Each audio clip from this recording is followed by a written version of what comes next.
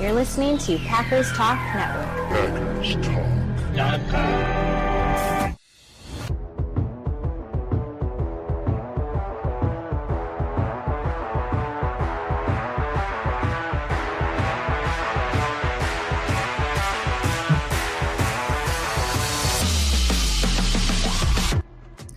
Welcome to the Packers Weekly Podcast, part of PackersTalkNetwork.com.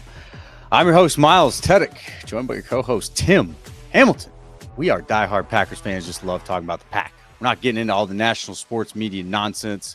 We are talking about the top topics around the Pack every week, breaking down games during the season, and now sorting through all the draft drama of the offseason. If y'all want to support the podcast, please spike that like button for us.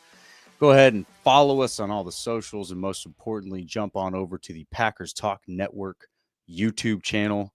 Hit that little search button, Packers Talk Network on YouTube. Hit the subscribe, hit the little bell next to it for some bonus points. Help us out there. Does us a great deal of service. And also, we love you guys for doing that. We thank you to all the subscribers and our listeners that are joining us every Monday night at 9:30. Here we are. And, y'all make a huge difference for us. So thank you. And so tonight, we got some fun stuff to talk about. We got a little Packers visit for free agent. So we'll get into that one. That one could be interesting. Some thoughts there, some high potential maybe. Draft class cornerbacks is who we're getting into. Cornerbacks and linebackers. I can't forget the linebackers. Cornerbacks and linebackers. Probably a stronger interest around the cornerback position because there's still a lot of people that think that the Packers are going to be short one more cornerback than they currently are right now. But we'll get into all that. First, let's handle some business. Our show is sponsored once again by Wisconsin's own Ticket King. For over 30 years, Ticket King has been providing Packers tickets to Packers fans, as well as Bucks, Brewers, and Summerfest tickets. Summerfest coming up. You can find them on the web at theticketking.com or visit their locations in Green Bay and Milwaukee. Remember to support those local Wisconsin businesses, local businesses if you're not in Wisconsin. Help out your neighbors there. So, Tim, good evening, sir. How we doing? Good evening, Miles. Doing good. We are getting really close to the draft. We are 10 days away. We're one show away. One show away. Yeah. Right? That's it, right? We have one. We got one next week, and then it's draft time. And then we'll go crazy about, all of our shows we'll have around the draft. But yeah, it's close. It's almost here. Like, we're getting really close. So yeah, let's go. Like, the closer we get, like, I'm ready. I think you and I have been ready for like a month now. Like, let's go already. Let's get it over with. Point. I feel like this is the endurance test of the draft preparation. Yeah. It's like, are you sure you've decided your board? You sure you don't want to make any little adjustments? Are you sure? Yeah. And Gute's stone cold on that, I think. Yeah, I think their board's locked up and it has been for a while now. And they're finishing up their visits into Green Bay. That stops Wednesday. I think it's the last day this week. So more names trickled out today, some interesting ones. But yeah, it's finally, we're going to hear a lot of, rumors about who's going where, and guys are falling, guys are sliding, guys are all, it's lying season. It's, trickery season. Yeah, every team does it. They don't want people to get a read on what they're doing. So all these crazy reports are going to come out. All these wild mock drafts are going to come out. But just know that we're almost there. So try to ignore as much of it as you can and just get excited for the draft being in Green Bay, which is awesome. Yeah. Yeah. If you're on social media, you could probably follow the setup that's happening. There's, I think, sharing some photos and some time lapses and stuff like that of the stage and all of that. Looks like the weather's supposed to be good. Is that correct? Am I still seeing that correctly? I did see, it's a little far out, but I did see one of the reports that it was going to look like it was going to be pretty nice, around 60 degrees and no precipitation. So, yeah, so far so good. But, that kind of stuff can change. But yeah, it certainly can. I'm sure whether the weather's nice or not, Green Bay is going to look great and do an awesome job at it. It's going to be really cool to see it in Green Bay there at Lambeau, or near Lambeau Field. If anybody can handle bad weather in Green Bay, I trust. You guys got it. Yeah, they're going to do a great job. There's no doubt they're going to do a great job with it. And we got a friend of the show, Chris, with the casual in, almost lost hope for the start of the greatest Packers show on the internet. Come on, man. I don't know who you're talking about. Which one is the greatest Packers show on the internet? Were they supposed to get started recently, or what happened there? He's not certainly talking about us, but good to have you, Chris. Glad you're hanging out with us, man. So Isaiah Simmons dropping in, former 8th overall pick. That's big, man. Like, you should be a beast in the NFL being taken that high. He's visiting with the Packers. Yeah, and if he was a beast, he wouldn't be visiting with the Packers a week before the draft, coming off the second team already. But that's how it feels. Yeah, it's interesting, and it makes a lot of sense. And this is the time of year for a signing like this, potentially.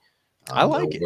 Yeah, as we speak right now, nothing's been breaking news about him actually signing, but he is visiting, so that must mean that they are interested in signing him at least. And it very well could happen. But yeah, he was big time prospect coming out of Clemson, 8th overall pick. Very productive, freak athlete. Went to the Cardinals and didn't really work out there. And I think a lot of that was just like coaching turnover, system turnover. They didn't really know where to play him. Is he a safety? Is he a linebacker? Can he rush the passer? Like, he just never really fit any role. Like, he was one of those tweener guys who maybe he's just a really good athlete that's not a really good football player. They didn't find a great spot for him, moved on to the Giants the last couple of years.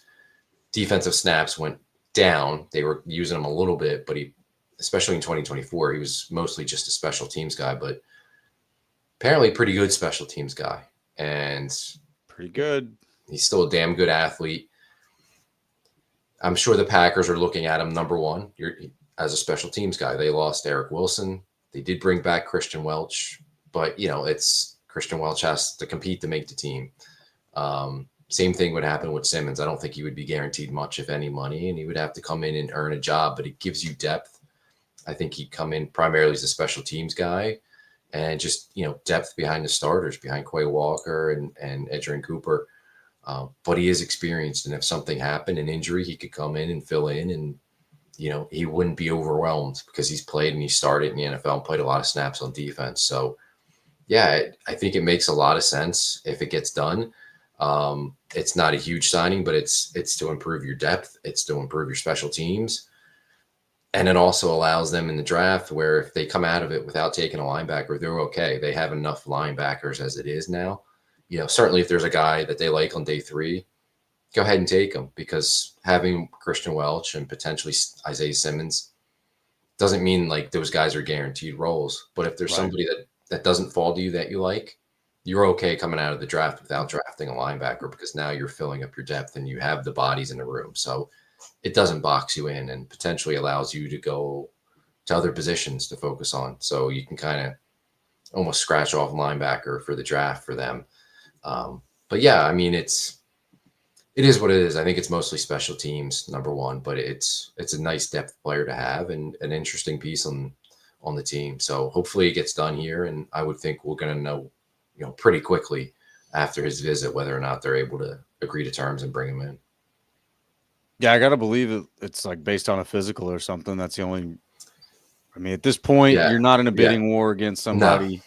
No. The player, I got to imagine, is looking for somebody to come call him before the draft. After the draft, there's a whole new bunch of players that have been dumped on the market. Right. So that makes things that much more difficult if you're a free agent. So yeah, I like it. I think it's a good, it's kind of a responsible thing of the Packers to do, and he fits the mold. He's 26, soon to be 27 years old. So he's in that age bracket that they seem to favor for free agents right now. He's a freak athlete, obviously coming out. Let me see if we can find one of his RAS scores. I think it was pretty impressive. Yeah. He was a really productive, awesome player at Clemson. And, we went top 10 and great athlete. It just was the question of, is he a linebacker? Is he a safe? Because he did different things at Clemson and never really found that role in the NFL, right? Like, he never just was able to take off and be comfortable and like, this is what we want you to do. And this is how you can do it. So it's a shame. It's, but there's a reason why the dude went in the top 10, because he's he's a great athlete, and he was really productive in college. So Yeah. So when we say great athlete, here you go. He had the 9.97 RAS score. Now that may be adjusted since that was several years ago, and there's other players that would be, considered in all of this, but still just helps you understand. This was in 2020, but he had a 4.3940, which is absolutely elite. It's ridiculous for a linebacker, even for a safety. That's elite speed. And then he had a 39-inch vertical, 11-inch broad jump. Both of those just elite marks at any position. And he's 6'3", basically 240. He's like 238, So right now he's probably hanging out about 240. Maybe he dropped down to 235. Who knows? But he's a big dude who can fly. He's explosive. And for whatever reason, he just hasn't worked out well and lived up to that 8th overall pick. But he's certainly done well as a special teamer in the spots that he's been in. Again, the athleticism kind of screams, coach me, right? Like I can do something. Someone mold me into something. I don't know the personality or the character or anything like that, if he's kind of a tough guy to get along with. But yeah, I really think it's an interesting one. And there haven't been any reports that he's left, right? I mean, we heard that he was there several hours ago. I would imagine it's like get a physical and talk to the guy and see if you like him or not, right? Right. And see if the numbers work, which again, I don't think the numbers are going to be much more than the veteran minimum, and it's kind of like, hey, here's our offer. Like, if you don't have anything else out there, what are you going to do at this point? So exactly. I would think if the visit went well and the physical went well, he's going to be a Packer. There's no other reason to bring him in. So I as we speak here Monday night, nothing has happened yet, but I would think in the next couple of days we'll hear something that he has signed with them. Yeah. Yeah, it could be a fun piece, and then you think about how he could fit on the defense, a guy that's kind of versatile like that. We talk about versatility all the time when we're talking about draft prospects like we're doing. Definitely associated more with the Lions, but even in this situation, like last year, them taking Javon Bullard was kind of a tweener between safety and corner, and they certainly tested him a little bit in different spots throughout the season. And, maybe he got hurt. So that didn't help anything, but he had a lot of learning he was doing, but they seemed to really enjoy his versatility. So I would imagine they see the same kind of opportunity with Isaiah Simmons here, and without having the pressure of him having to be that dude. It's like, hey, man, you were an 8th overall pick once. We need you to be the leader of our defense. No, we got that. You're good. Just like go out there and play ball. Right.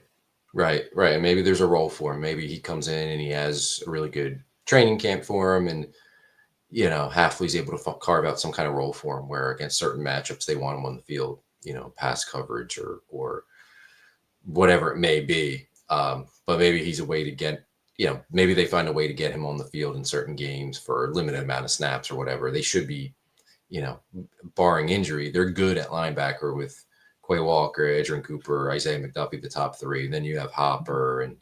But it's a long season. A lot of guys got to play. So having a veteran presence like that, it's pretty nice to be able to go to than, turning to a, say, 6th-round rookie who's never, played an NFL game before. Or even a 3rd-round rookie. Or a 3rd-round rookie. Well, not a rookie anymore. But no, and to that, right, I think that's kind of the general tone. It's like he doesn't really need to be a starter. Is there even room for him to be a starter at either safety or linebacker? It's not really. Excuse me. But with someone like that and his athletic gifts, you can create some custom packages to really throw off an offense in certain scenarios, So if you really need to get a lot of speed coming off the edge, all right, well, send him off the edge or send him up the middle. So he's like a rocket, man. You're just going to send him firing in, and it's going to be somewhat unexpected, right? Because he's not your starter. He's somebody that you're going to put in games in certain situations. The offense is going to have to figure out what those situations are, and he's going to be fresh too. That's another thing. So yeah, I think it's a very interesting. It seems like there's a lot of opportunity there. like a signing that's got a lot of opportunity that, maybe a lot of teams have written him off like, man, he's just a guy at this point, and we can get just a guy in the draft if we need to. But I like it. 2020 was not that long ago. I mean, again, he's 26 years old right now, about to turn 27. It's not like the guy's career is over. When you're that age, man, light bulbs can still come on, and you can be like, oh, okay, now I got it. And again, when you've got physical gifts that can't be coached, it's worth trying to figure out if those other light bulbs can come on for it to bring the whole picture together and help that player reach potential. Shoot. And if you're not having to go in a bidding war for it, and you're just, vet minimum or maybe a little bit above vet minimum, that's a pretty low risk investment. Yeah. I mean, there's really no investment there. You're just giving him a chance to make your team. And who knows if he's able to reach some of that potential with the Packers, that's awesome. And that more than beats the veteran minimum that they would pay him. So yeah, it's worth a shot. Totally. Well, time will tell. Hopefully here in the next couple days, we'll have an answer, maybe tomorrow. I don't imagine that it's normal for a guy to like fly into town and fly out the same day unless he just really doesn't want to be there. It'd probably be easy for him to put up in a hotel and hang out, check out Green Bay, go get some cheese curds at Kroll's and see if you can hang for a little while. Yeah. And I think at this point, I mean, if he's taking a visit, it's going to get done. It's not like, it's bidding war season or anything like that. Like, that's true. He's still out there a month after free agency started. So he's probably, going to take what he can get at this point, I would think. I guess the only reason it wouldn't get done at this point is you learned something about the character you don't like right. You got him in the room and he just seems like a jerk, something like that, or he failed the physical, which would be unfortunate, but it's kind of like business as usual. Otherwise, I would hope that he gets signed. Yeah. You wouldn't have him come in to guess at it. They've done their homework, and they can obviously have phone calls as well in the year of 2025. So, all right. Yeah. Isaiah Simmons visits the Packers. We might have a new addition here in the coming days. Tonight, we're getting into our draft prospect cornerback breakdown here. And Tim and I, before the show, we're having a casual disagreement, as Packer fans might do. And, he's still of the mind that we're going to lose another cornerback off the roster that's currently there right now. He wears number 23. I don't think that that's true. But what's interesting is if you think that's true, you probably approach this draft a little differently than you would if you don't think that's true. What we don't know is what the GM thinks, despite how much he talks. He talks a fair amount, maybe not a ton. So we don't know. The GM has given GM speak when he's asked about Alexander. There's been some positive things that I think have gone a little bit underreported that, equally weigh maybe some of the less positive things. Time will tell. So you get two perspectives here because, again, I think Jair will be on the roster in 2025. Tim does not. So as we look at this cornerback class, you'll get two perspectives on kind of how we're feeling about this. Personally, I don't know, Tim. Why don't you lead us off as far as like what you think about this class? I've kind of spoken my mind about it a few times on previous episodes. What do you think about this class? All right, so there's two things. So from a Packers perspective, regardless of what happens with Jair, they lost three guys. They lost Stokes, Rochelle, and Ballantyne, and they brought in Hobbs. So just from a number standpoint, they're going to need to add cornerbacks. And at this point, maybe there's an Isaiah Simmons at cornerback that they look to bring in. Could happen down the road, but I think they need to at least add one cornerback, probably two in this draft. But I don't think it's a immediate got to have it first round pick. If there's somebody there that they really like, fine, do it. But I don't think they definitely need it right away. But they do have to come out of this weekend, I think, with two corners just to add depth, add special teams guys to that roster. As far as the cornerbacks are available, and I think we're in agreement, it's a weird class of corners. I think there's some guys with some talent, but there's a whole lot of question marks. Like there's a bunch of guys that are injured. Yeah. There's guys that either didn't test well or they didn't do all the testing for whatever reason. And then there's some small guys. It's hard to find guys that really fit kind of like what the Packers usually desire. Like I almost feel like it's one of those drafts where there's more guys that are going to go on day 3 that fit the Packers thresholds and testing and everything that they like in corners than there are guys that are going to go on days 1 and 2, which is weird. Totally agree. Yeah, and it's weird, but that then you take guys on day 2 and that builds your depth because I think they have their starters, right? Mm-hmm. Like Hobbs is coming in to start, and most likely they're going to start him outside, but obviously he's been a productive slot guy, so maybe he ends up kicking in there eventually. Nixon's probably going to be a starter based on what we saw last year. And then in the slot, I think right now it's Bullard. Now that could be Nixon, that could be Hobbs eventually, but I think Bullard at least right now is penciled in there. And then you have Carrington Valentine too, who's an outside corner. So like I think they have some guys, but you definitely need depth. You definitely need guys for the future because Nixon's contract's coming due. Valentine, he's going into his 3rd year. We don't know exactly. And Bullard was good at times and struggled at times in the slot. So is he truly going to be a slot guy, or do they need to kick him back to safety? But you need guys to be your depth players. You need guys for special teams. Rochelle and Valentine played a lot of special teams for him. They don't really have those guys right now. But I think like if they walked out of this with a couple day 3 guys, okay, there's your depth. There's your guys that you got to develop. Let's not forget Kalen King now, we'll see. I mean, he was on the practice squad last year, but yeah, certainly he could be in the mix for sure. But I also think they could come out of this with a day 2 guy and a day 3 guy and improve the depth. But as far as the draftable guys like Travis Hunter, we're not going to get him. He's a freak. He's going to go either 2nd or 3rd. Yes. He's really good. They have no shot at him. No, they're not going to get Travis Hunter. So we're not going to spend time on Travis Hunter. Maybe he's a really good football player. Maybe in 5 years if he becomes a free agent. And then after that, it's who are the guys going in the 1st round? Well, I like Will Johnson, but Will Johnson's coming off a year where he had a turf toe injury, he had a shoulder injury, didn't play a lot. When he did play, he was kind of okay. It wasn't bad or anything. But 2023, he was really good on a very good defense. A defense that was loaded with NFL guys. He was one of the best players. I like him, but how healthy is he going to be? He's got good size, not a fast cornerback, right? I don't think he's slow, but he's not, a great stopwatch guy. He's not going to run a 4.3. He didn't run.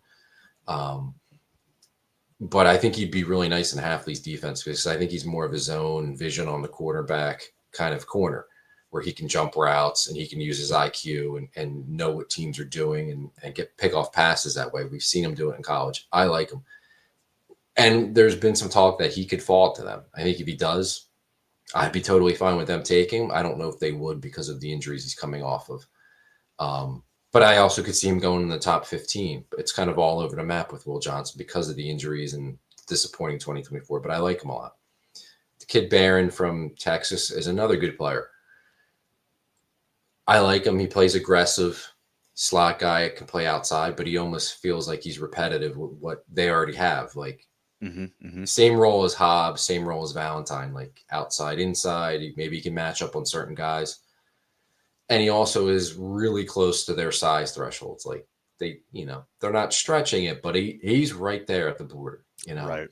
And I almost feel like you kind of have those guys already. Like, do you need another one? Like, they almost need a bigger 6'1" corner now.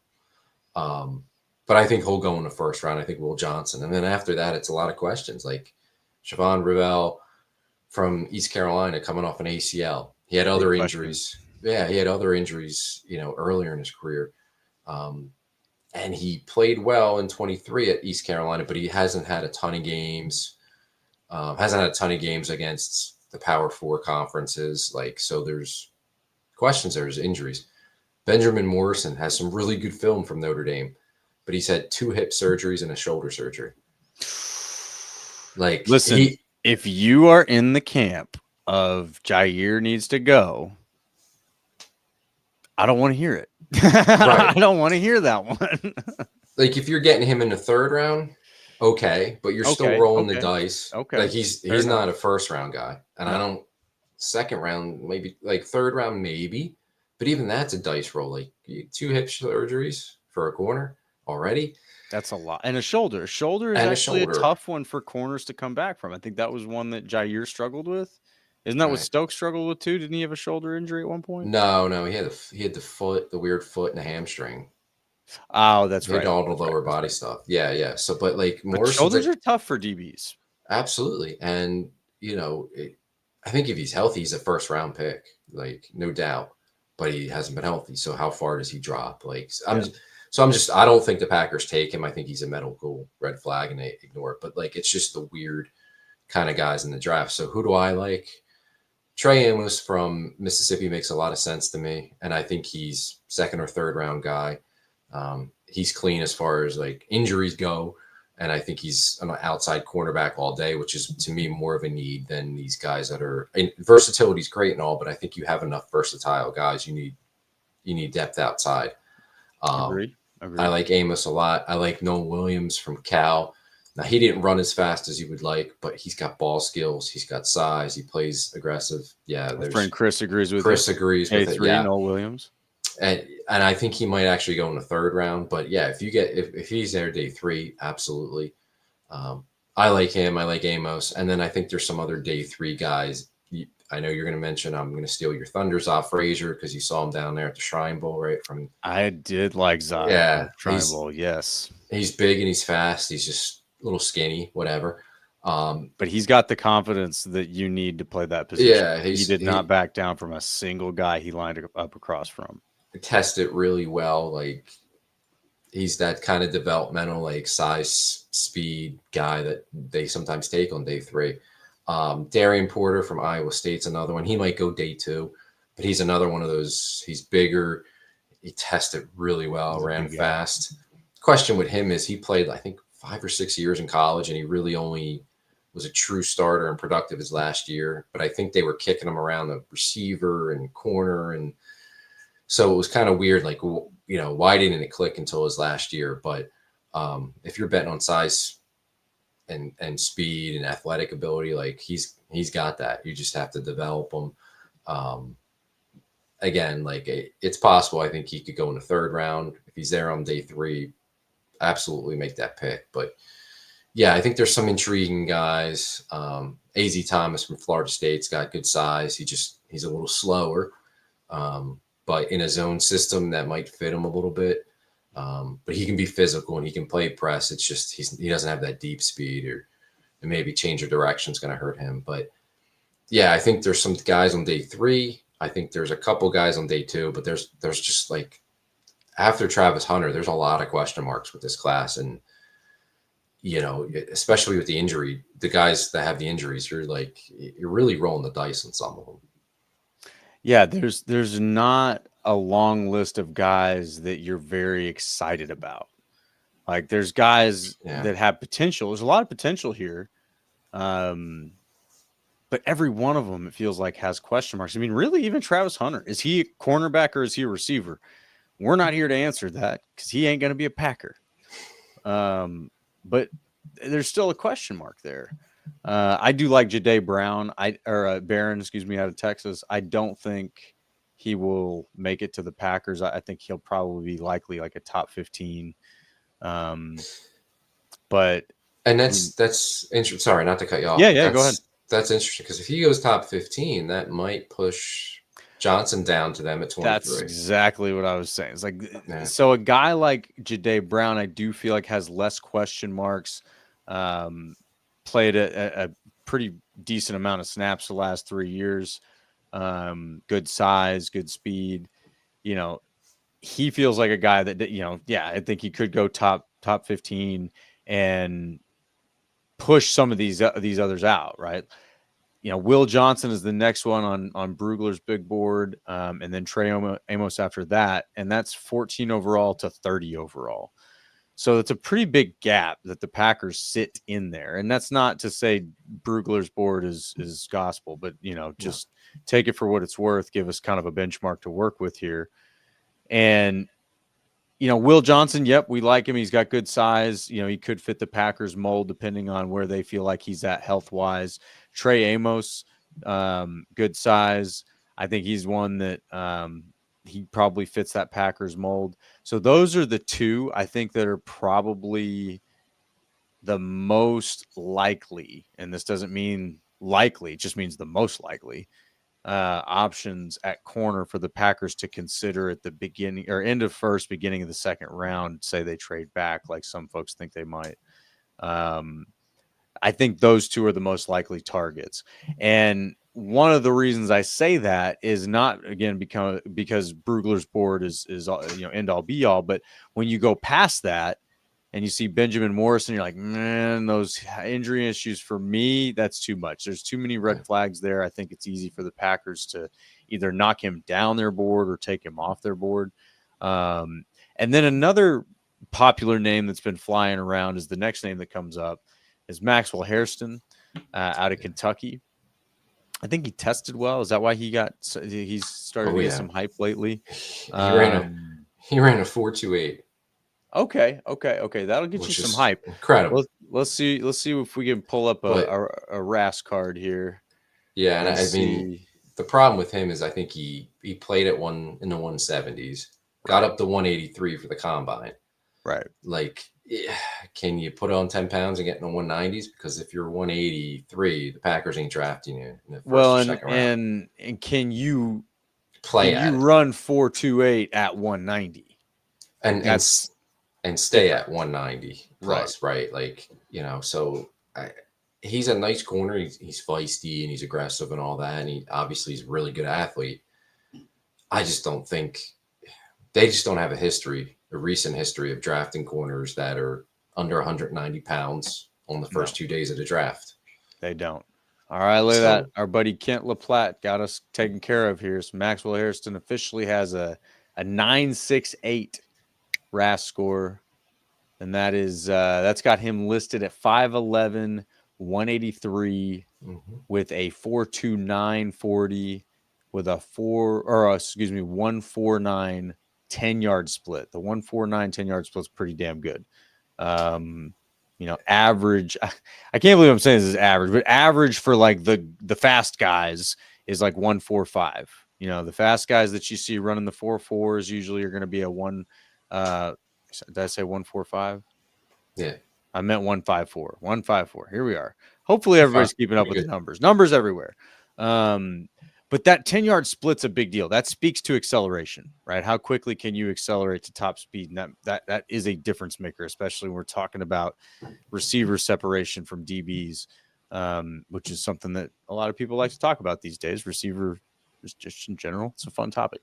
But he's got a 39.5-inch vertical and a 10.9 broad jump. Pretty damn good. Pretty good athlete. Just slightly under that size barrier, man. So then that becomes like, do they decide to ignore it, for Maxwell Hairston? Like, all the other numbers are great, but we don't have any, like, they haven't done that, right? Like, they haven't. Let me throw up my other objection on this one, because I think this will be a much more valid objection than just his, call it 10 pounds worth of size. Again, for everybody that thinks Alexander's got to go because he can't stay healthy, Maxwell Hairston has played one full season in the last 3, right? This last season he got injured, and then in 2022 he only got 24 snaps there. So he played a full season in 2023. And the other thing is his grades aren't impressive. Like, he had one really good game against University of Ohio, which is not an impressive opponent, and the rest of his games weren't great. And so I start to really think about this. Like, yeah, he's a good athlete.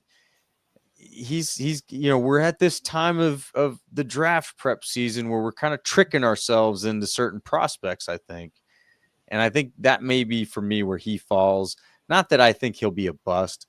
I think that there's some people talking themselves into thinking that, he's actually a really good pick at 23 when, you know what?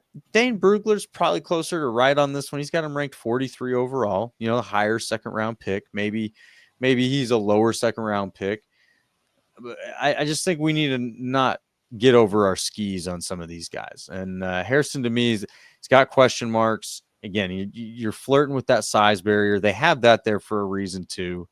So I just think that there's just too many things that are making you go, and so it's easy to just push him to the side and say, nope. And then you come to Siobhan Ravel, another one with injury question marks, but he probably has like one of the more exciting potential levels. I think without the injury, we're talking about him as maybe in that top 15 conversation as well. Yeah. But the other thing is, and this is, man, I don't even want to say it, but we're just a couple dudes. Our opinion doesn't matter. When I was at the Shrine Bowl, it did sound like there were some character concerns, just some question marks about his commitment to football and things like that. Those hold as much credibility as a fart in the wind, guys. So please, let's not like light that up. Like, oh, he's got character concerns. He's a bad guy. It's just a thing that I heard. So take that for what it's worth. But if that's a question somebody's asking, it's probably being asked, right? What's the character like? And so he's one that I'm very curious about. 6'3", 193 is what he's listed at here. That's good size for a DB. He's played well. Like, you go put on the film, he's fun to watch. Like, he plays really well. But that's go ahead. No, I was just going to say he's in 3 years at East Carolina. He started 15 games. That's it. His first year, he only played 9 games, didn't start any. Second year, had a full year, 12 games, and then he played 3 games, got hurt. There it is. Like, so, and this is the theme of this whole class. It's like we're like, well, this guy, but right. And they did bring Ravel to Green Bay for a visit. So I'm sure that's a medical thing. They want to check on his ACL, see how he's doing. Like, that's a medical thing. But yeah, I'm with you. Like, if you could have got another complete season out of him, we might be talking about a guy who's top 15 pick potentially, right? We don't know how the season would play out, but potentially. Yeah, he looked like he played well. And then we got our buddy Bill in here. Says Revel didn't play well against elite teams. Oh, I know. All right. I don't know. We got to go back and look at that. And he probably didn't play many of those elite. No offense to the ECU, conference he played in, right? A lot of elite teams, right? But when you play him, you want to play good against them. That's because those are the games the scouts are going to put on first. Okay, you're at East Carolina, fine. Let's see how you played against a Power 4 team, right? They're not worried about how you're playing against another American Conference team. So. Yeah, that's, to me, if he hits, sure, he's a starting outside corner for you, but it's a real risk with him because the injury, and then you don't have a whole lot of history to go off of health and production at a smaller school. So exactly. Yeah. I'm trying to go back and see, so like in 2023, what games he played against bigger competition. So at Michigan, looks like he tackled well, but overall did not have a good defensive grade. Let's see here. Played well against SMU, which I think they have a good receiver come out 23. So I don't know. Again, like that's it. Like those, then it's like UTSA, Tulane, Florida Atlantic. You just didn't have any elite competition. Let's see if there's anything in 2022. Yeah, he played 1 game in 2022 against Coastal Carolina. So yeah, you're right, Bill. He didn't play against elite competition at all. He played against Michigan, which he had not a good game there. But yeah, so that's another one that's like, yeah, he looks like he's got potential. He's got, he's built well. He made the plays that he makes are kind of fun to watch because he's an impressive athlete. But if you are, again, ready to ship off Jair Alexander because he can't stay on the field, I don't want to hear this one. Like there's a long list of these guys that I don't really want to hear about if you think that, you're concerned about guys staying on the field. And that's not to be a smart ass. It's real. It's a lot of these guys have had trouble staying on the field. So if that's something you don't like, don't draft it. and I think in some cases, like with Christian Watson, I know some of you guys love to give us a little hard time about Christian Watson being made of glass, but he didn't have any injuries in college, so you inherited an injury situation there that you didn't have any way of understanding would exist coming into the next level. So that's going to happen, but also don't do the Justin Harrell thing, like Justin, for those that don't remember Justin Harrell, he might be one of the worst first-round picks in Packer history. Not the worst, certainly not the worst, but might be one of the worst. No, he was bad, though. Pretty bad. Yeah. Pretty bad. And that was just a whole lot of Ted Thompson wishing and hoping that guy never got injured.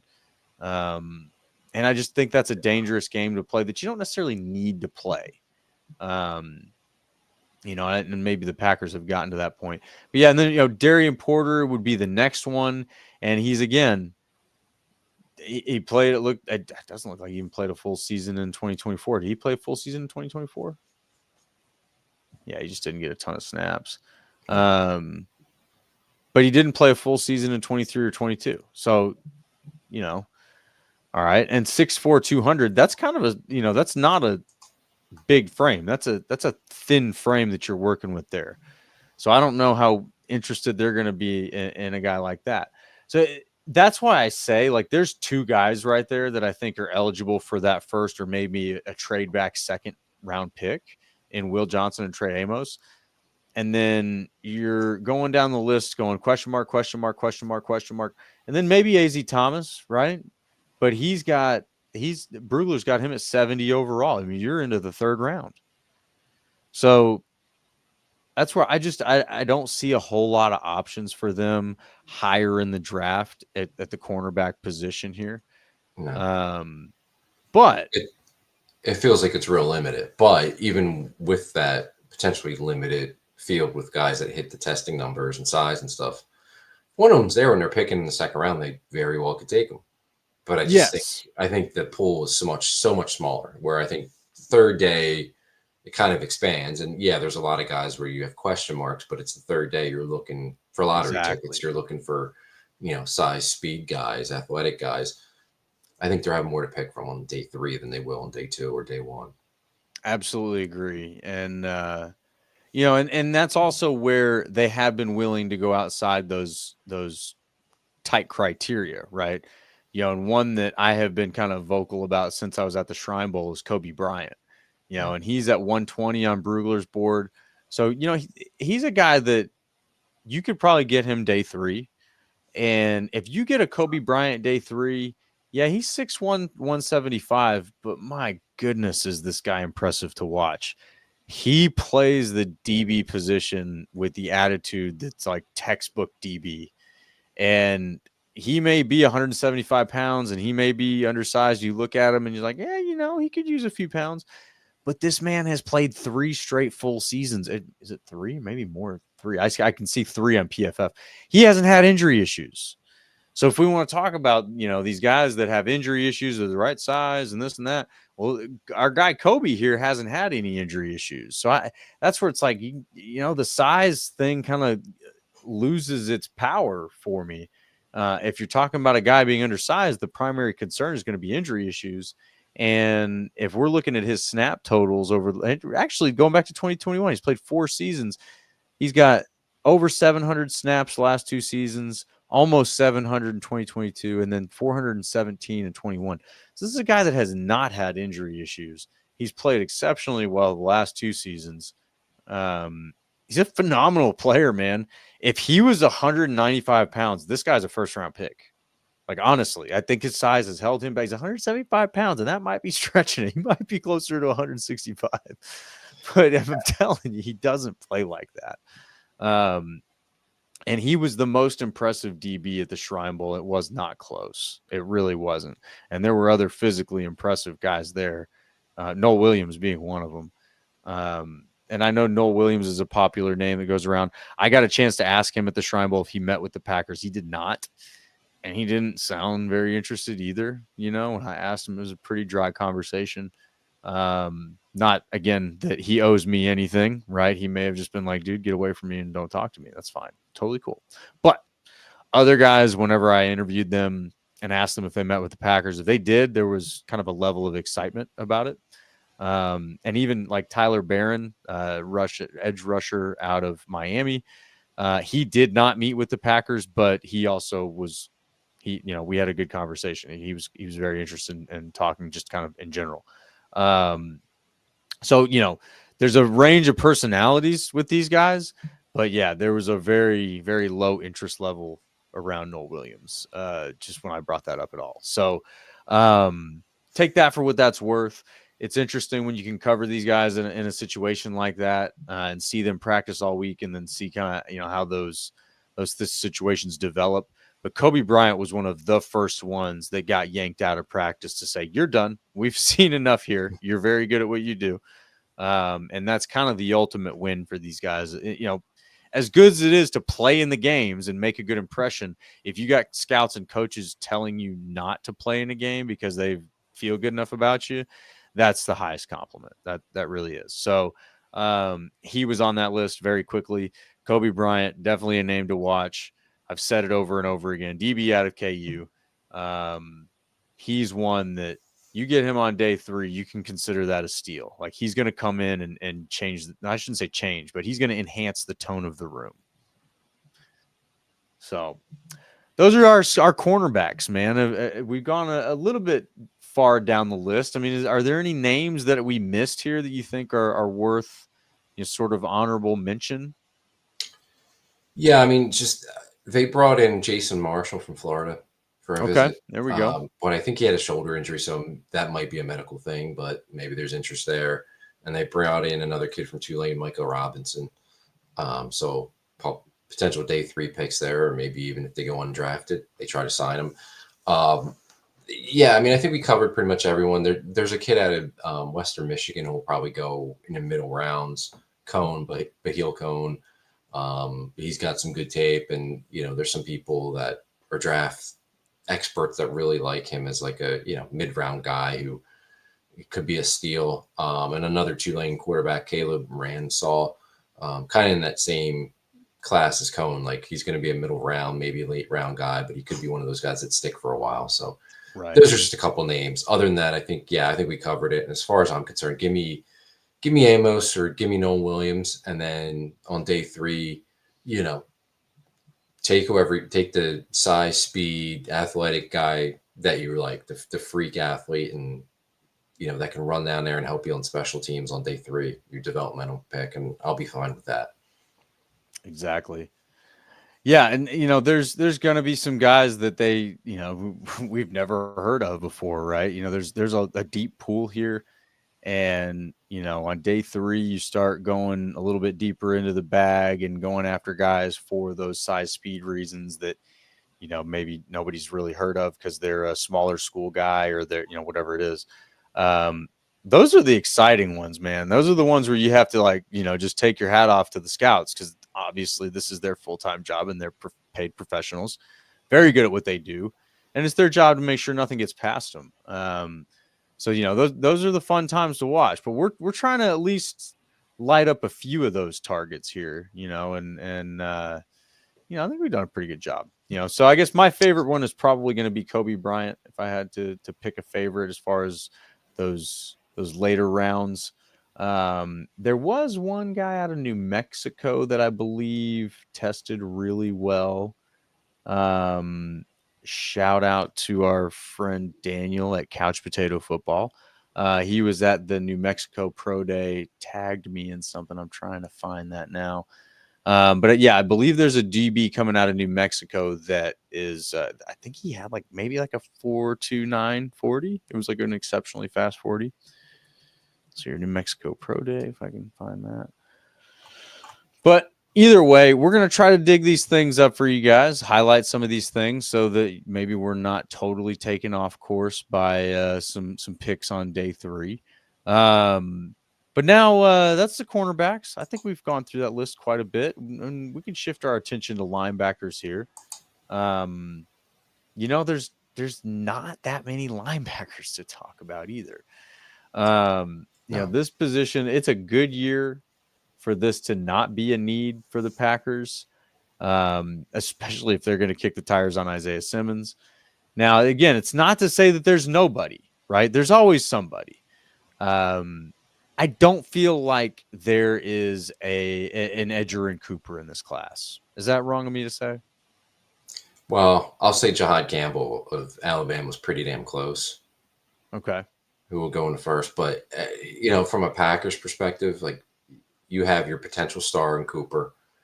They really like Quaid more than most Packer fans. They brought back Duffy. Hopper didn't get on the field, but he was a third-round pick, so you hope for the year 2 jump, and you got to find out more about him. And then you fill in with Welch on special teams potentially, and now maybe if they complete a deal with Isaiah Simmons. So I think they're in a good spot. I think it would be a huge surprise if they took a linebacker in the first couple of rounds. Really on the first 3 rounds, but I think potentially adding Simmons allows them to go into it and say, all right, if there's somebody we like on day 3, we'll take, go ahead. We're going to make that pick. And if there's not, they can say, okay, we're fine. We have enough guys. We feel comfortable with our roster where it is. We don't have to pick somebody at linebacker that exactly, maybe you're picking them out of need. So on day 3, maybe they take somebody just because it's somebody they really like. But don't be surprised if they don't take anybody at linebacker. I think after Campbell in the first round, he's probably the only one that's a true off-the-ball linebacker. Like Jalen Walker is going to be – some teams are going to think he's an edge. Some things are going to use him maybe more off-ball as a linebacker. They're going to move him around. So a true linebacker, I think it's Campbell. And I think he's got some really good film from Alabama. And then after that, there's not a whole lot of guys. Carson Schlesinger out of UCLA is a fun player. He only really played and had production for 1 year there, but he tested very well. He flies all over the field. He makes plays. He would be a fun player for the Packers, but he's probably going to go in the second round, and I think that's way too early for the Packers to be taking another linebacker. If they did, it's going to probably tell you that they're not going to be extending Quay Walker. That's telling you they're going to move on from Quay Walker after next season. But I don't expect that to be the case. But Schlesinger's a nice player. And then you got guys like Danny Sutzman out of Oklahoma, who's probably not real good in coverage, more of a run guy.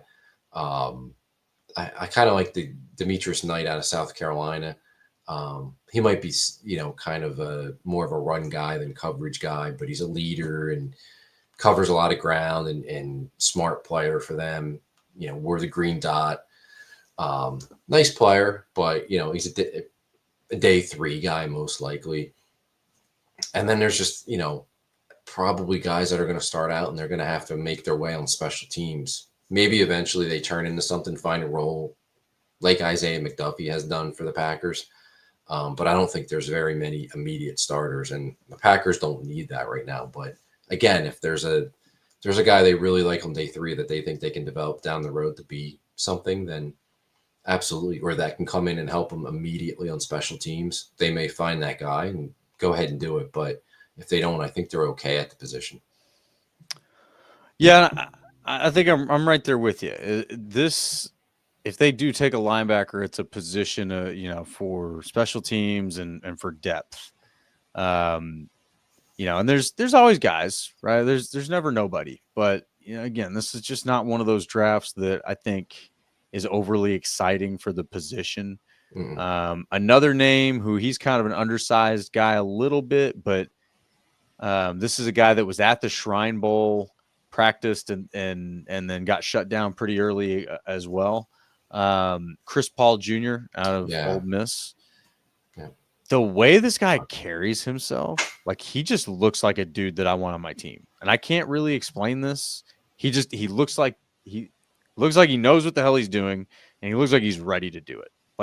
Just almost like a military level readiness. And he's just one of those guys that his personality seems like it's going to carry him a long way. He graded really well on PFF last season, 18th overall linebacker in 2024. He's played a lot of snaps over the last 3 seasons. He's got durability. He's 6'1", 235. So he's a little bit short for linebacker. But again, what I saw, at the Shrine Bowl was a guy that conducted himself like a captain, and again, those types of guys, you'll never be able to tell them that they're undersized. It does not matter. It won't matter. So yeah, there's a name to look for that's maybe a little bit further down the list towards like day, again, top of day 3. Another name that is pretty far down the list on Brugler's board, and Brugler's board can only be so accurate to a certain depth. So take that again for what it's worth as well. We're just using this as a benchmark. But Kane Medrano, you mentioned Schlesinger out of UCLA. Kane Medrano is another linebacker out of UCLA. He is 6'3", 230, not undersized, good size. He's got a 993 RAS score here. So where he really, he's very athletic. There's really not a weak spot on here. But he ran a 4.46 40, and he ran a couple 4.4s back to back at the combine. So it wasn't just one freak fast 40. A 1.52 10-yard split, which again, it's above average for fast guys. So that's pretty fast. But he also had a 38-inch vertical, 10.5 broad. This is a very athletic dude at linebacker. And he had a pretty good season at UCLA. I need to go over there and get to his stats. But yeah, this is a guy that may, further down the list, and he might be worth keeping an eye on. So yeah, Kane Medrano, just again, got named to watch there.